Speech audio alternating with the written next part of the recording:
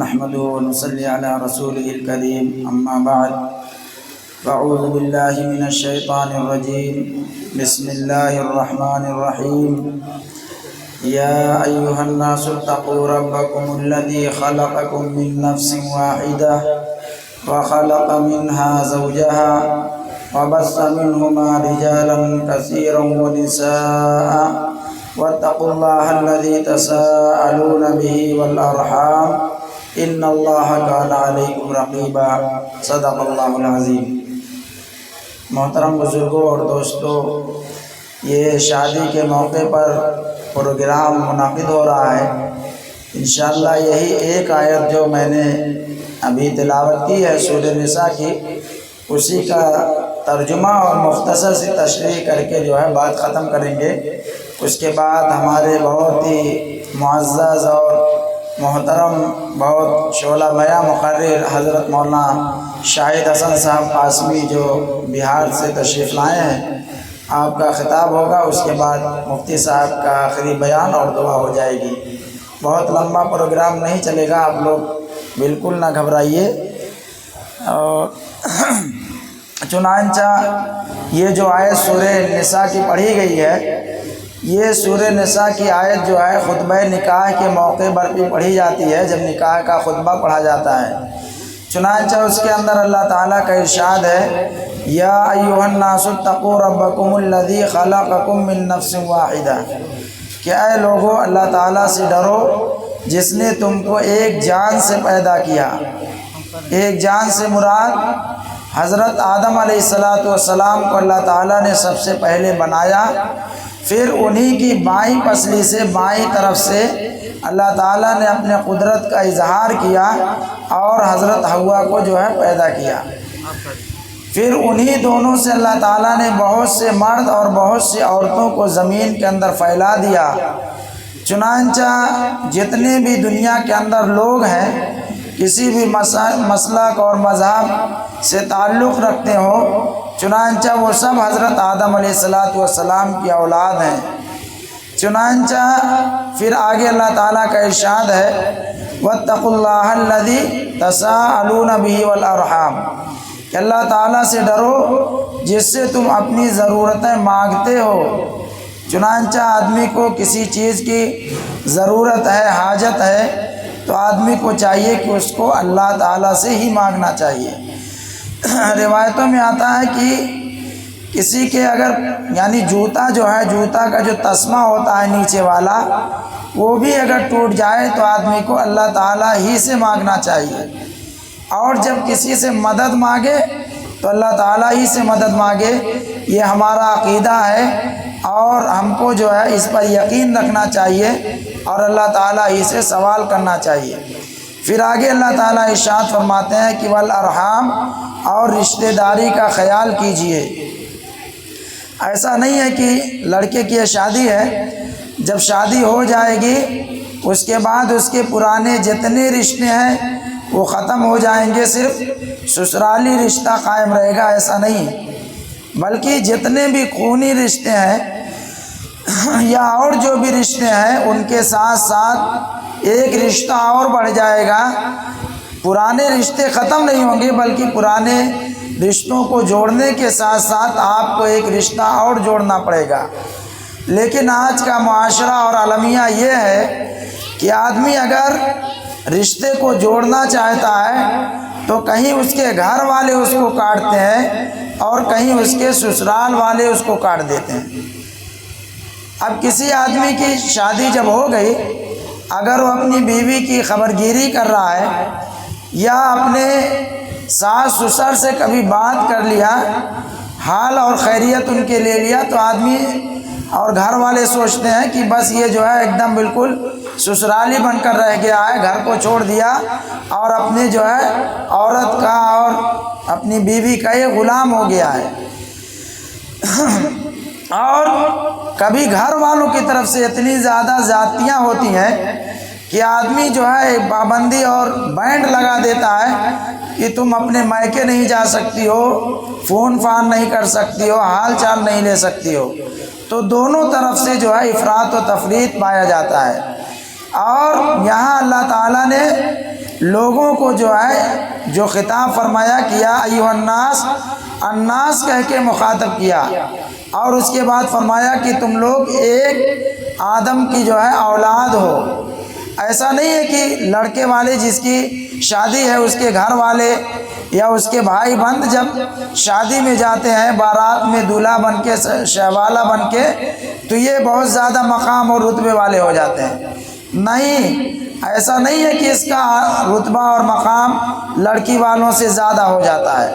اللہ تعالیٰ اسی خناس اور اسی وسوسے کو دور رکھنے کے لیے یہ فرماتے ہیں کہ نہیں، ہم نے تم کو ایک جان سے پیدا کیا۔ جس طریقے سے لڑکا والا آدم اور حوا کی اولاد ہے، اسی طریقے سے لڑکی والا بھی جو ہے آدم اور حوا کی اولاد ہے۔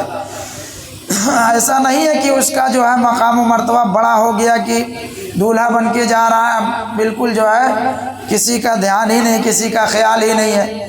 یا جو بارات میں لوگ چلے جاتے ہیں سمجھتے ہیں کہ ہم جو ہے کہاں کا ٹکٹ پا گئے ہیں، ایک دم جو ہے یہیں جامع مسجد ہی پہ دیکھا گیا، کئی جگہ سے بارات آئی، جوتا پہن کے صحن کے اندر اور اندر چلے گئے۔ اتنی جو ہے لوگوں کو جو ہے ایسا لگتا ہے کہ کہاں چلے آئے ہیں۔ چنانچہ اگر آپ بارات میں جا رہے ہیں تو اس کا مطلب نہیں کہ آپ کا اسٹیٹس اور آپ کا معیار بہت بڑا ہے، بلکہ جس طریقے سے جو لڑکی والے کی عزت اور عظمت ہے وہی عظمت اور حیثیت آپ کی بھی ہے، اس کے اندر کسی طرح کی جو ہے کمی اور زیادتی نہیں ہے۔ چنانچہ یہ آدمی کو خیال کرنا چاہیے کہ ہم جو ہے جہاں جا رہے ہیں، لڑکی کے یہاں جا رہے ہیں تو لڑکی والا ہم سے کمتر نہیں ہے اور ہم اس سے افضل نہیں ہیں۔ دوسری بات یہ ہے کہ رشتہ داریوں کا خیال کرنا چاہیے۔ ایسا نہیں ہونا چاہیے کہ پرانے رشتے ختم ہو جائیں، صرف وہی رشتہ باقی رہے، بلکہ پرانے رشتوں کو جوڑنے کے ساتھ ساتھ ایک رشتہ آپ کو اور جوڑنا ہے۔ اگر اس طریقے سے ہم جو ہے اپنی خانگی زندگی گزاریں گے اور میاں اور بیوی دونوں ایک دوسرے کے ضروریات کو اور حاجتوں کو سمجھیں گے تو زندگی جو ہے خوشگوار گزرے گی۔ لیکن اگر ہمارے اندر جو ہے یعنی بڑکپن ہے یا ہمارے اندر کبر ہے، نخوت ہے، تو زندگی جو ہے دنیا کے اندر ہی اس کے لیے جہنم بن جائے گی اور سارا چین اور سکون غارت ہو جائے گا۔ پھر اس کے بعد آگے اللہ تعالیٰ کا ارشاد ہے کہ آدمی جو بھی یہ کرتا ہے صرف اس لیے نہیں کہ ہمارے گھر والے دیکھ رہے ہیں یا ہمارے رشتہ دار جو ہے ہمارے نگاہ ہم پر رکھے ہوئے ہیں، بلکہ اللہ تعالیٰ کا ارشاد ہے ان اللہ کان علیکم رقیبا، اللہ تعالیٰ تم لوگوں پر نگراں ہے اور دیکھ رہا ہے۔ جو غلطیاں یا جو کوتاہیاں شوہر کی طرف سے ہے یا جو کوتاہیاں بیوی کی طرف سے ہے، اللہ تعالیٰ سب کو جان رہا ہے، سب کو دیکھ رہا ہے۔ اس لیے نکاح جو ہوتا ہے یہ نکاح ایسی عبادت ہے کہ دنیا کے اندر جتنی عبادتیں ہیں سب کا تعلق صرف دنیا تک ہے۔ جتنی بھی عبادت ہے، نماز ہے، آپ کی جب تک زندگی ہے تب تک آپ نماز پڑھیں گے، مرنے کے بعد نماز جو ہے آپ نہیں پڑھ سکتے۔ اسی کے ساتھ ساتھ روزہ ہے، روزہ بھی زندگی تک ہے، حج ہے وہ بھی زندگی تک ہے، لیکن دنیا کے اندر صرف دو عبادتیں ایسی ہیں جو مرنے کے بعد بھی جاری رہتی ہیں۔ ایک عبادت تو ایمان ہے کہ آپ ایمان کے ساتھ، اسلام کے ساتھ اگر آپ جا رہے ہیں تو وہاں آپ کو یعنی فائدے ہی فائدے ہیں اور اس کا جو ہے انعام اور اکرام آپ کو ملے گا۔ دوسری چیز جو عبادت مرنے کے بعد بھی جاری اور قائم رہے گی وہ نکاح ہے۔ نکاح کے بارے میں، نکاح کی عبادت دنیا کے اندر بھی ہے اور آخرت کے اندر بھی ہے۔ ایک واقعہ میں نے دیکھا کتابوں کے اندر کہ اگر کوئی ایسا آدمی ہے جس کی دو بیویاں تھیں، ایک بیوی کا جو ہے انتقال ہو گیا، پھر دوسری شادی آدمی کر لیا، تو اگر دونوں بیوی جنتی ہیں اور یہ آدمی بھی جنتی ہے تو کس بیوی کے ساتھ رہے گا جنت کے اندر؟ تو اس کے بارے میں فرمایا گیا کہ جس بیوی کا اخلاق سب سے زیادہ اور اچھا تھا اسی بیوی کے ساتھ جو ہے وہ رہے گا، اس کا تعلق مرنے کے بعد اور جنت کے اندر جو ہے اسی کے ساتھ قائم رہے گا۔ اور بعض علماء نے لکھا ہے کہ خاتمہ جس بیوی کے ساتھ ہوا، یعنی جس نکاح کے یعنی مرتے وقت جو بیوی ساتھ میں تھی، نکاح میں تھی، اسی کے ساتھ وہ جو ہے جنت کے اندر بھی زندگی گزارے گا۔ تو یہ جو ہے آدمی اگر اچھے اخلاق کے ساتھ دنیا کے اندر رہتا ہے تو اس کا بینیفٹ اور فائدہ جو ہے آخرت کے اندر بھی اس کو ملے گا۔ تو نکاح کی عبادت جو ہے اللہ تعالیٰ نے دنیا کے اندر بھی اور مرنے کے بعد بھی اس کو جاری کیا ہے۔ چنانچہ قرآن پاک کے اندر جہاں نماز کا تذکرہ ہے یا روزے کا تذکرہ ہے، قرآن پاک کے اندر بہت شارٹ کٹ میں اس کو بیان کر دیا گیا ہے۔ اگرچہ کئی جگہ پہ بیان کیا گیا ہے لیکن بہت تفصیل سے نہیں بیان کیا گیا ہے۔ لیکن نکاح اور طلاق اور وصیت اور وراثت جو ہے ایسی چیزیں ہیں جن کا تذکرہ قرآن پاک میں بہت تفصیل سے آیا ہے۔ نکاح سے پہلے کس طریقے سے زندگی گزاری جائے، نکاح کے بعد کس طریقے سے زندگی گزاری جائے۔ تو یہ نکاح میرے محترم بزرگوں اور دوستوں انبیاء کرام کی سنت ہے اور اللہ تعالیٰ نے اس کا ہمیں حکم دیا ہے۔ اور نکاح کے کئی فائدے ہیں، اس میں سے ایک فائدہ یہ ہے کہ ہماری نگاہ نیچی رہے گی اور ہمارے شرمگاہ کی حفاظت رہے گی۔ اور برائی کے لیے سب سے بڑی اور پہلی چیز جو ہے وہ نگاہ ہے۔ نگاہ ہی سے گناہ آدمی زیادہ کرتا ہے، پھر اس کے بعد اور بھی مراحل جو آتے ہیں، سب سے پہلے نگاہ ہی کا اس میں عمل دخل ہوتا ہے۔ تو جب نکاح ہو جائے گی تو آدمی کا نگاہ آدمی کی پاک ہو جائے گی، اس کی شرمگاہ بھی پاک ہو جائے گی۔ اس لیے جو ہے نکاح کرنا چاہیے اور نکاح آسان بنانا چاہیے، کم خرچ والا بنانا چاہیے، بارات کے بوجھ سے پاک رکھنا چاہیے۔ اور اسی کے ساتھ ساتھ نکاح کے اندر 4 کام کیے جاتے ہیں، وہی 4 کام بتا کے میں بات ختم کروں گا۔ نکاح کے موقع پر 4 کام کیے جاتے ہیں۔ ایک تو یہ ہے ایجاب اور قبول۔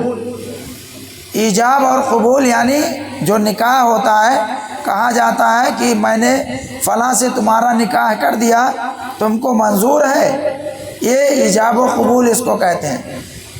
ایجاب و قبول یہ فرض کے درجے میں ہے، اور 2 گواہوں کی موجودگی، 2 گواہوں کی موجودگی، اور اس کے بعد جو ہے تیسری چیز یہ ہے کہ مہر جو ہے یہ واجب ہے۔